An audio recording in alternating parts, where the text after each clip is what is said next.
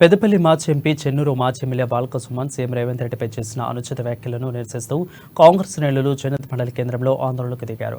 Party నాయకులు అంతరాష్ట్ర రహదారిపై బాల్క సుమన్ దిష్టిబొమ్మను దహనం చేసి నిరసన వ్యక్తం చేశారు. తమ అధినేత తెలంగాణ రాష్ట్ర ముఖ్యమంత్రిపై చెప్పు చూయిస్తూ వ్యాఖ్యలు చేయడాన్ని వారంతా ముక్త కంఠంతో ఖండించారు. అయితే 10 సంవత్సరాలు బీఆర్ఎస్ అధికారంలో ఉన్నప్పుడు కాంగ్రెస్ పార్టీ నాయకులు ఏనాడు కూడా ఇటువంటి చిల్లర రాజకీయాలు చేయలేదని అన్నారు.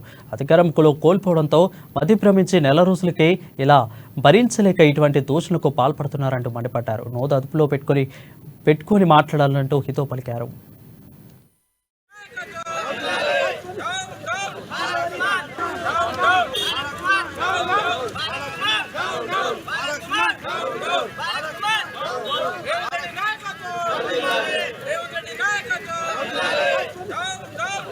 జై కాంగ్రెస్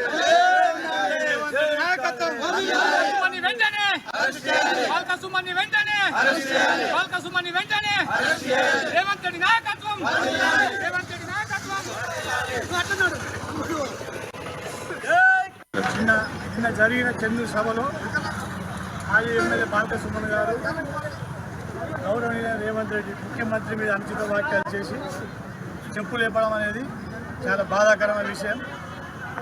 10 సంవత్సరాలు మీరు అధికారంలో కానీ ఏ రోజు కూడా కాంగ్రెస్ పార్టీ అధికారం లేనాడు ఒక్క ఎమ్మెల్యే పైన కూడా ఇట్లా దుష్ప్రచారాలు కానీ చెప్పులు లేపడం కానీ చేయకుండా ఓపికతో సహనం పాటించింది. ఈరోజు నెల రోజులు అధికారం లేకపోతేనే పిచ్చి కుక్కలా తయారై చెప్పులు లేపడము, అనుచిత వ్యాఖ్యలు చేయడం సమాజం కాదు.